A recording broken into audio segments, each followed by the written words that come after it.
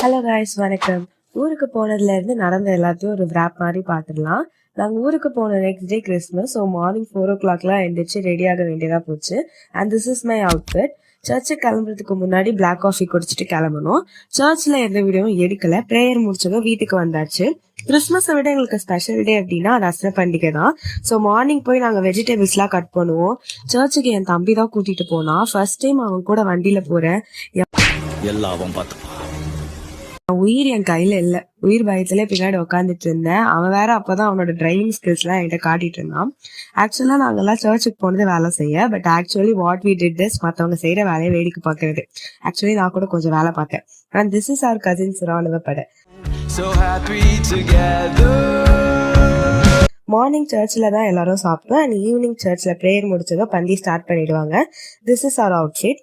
கடைசியில் எங்களுக்கு போட்டது என்னமோ சாம்பார் சாதம் தான். ஸோ இப்படி தான் அந்த டே போச்சு. மிச்சத்தை பார்ட் 2ல கண்டினியூ பண்ணுறேன். Bye guys, stay tuned.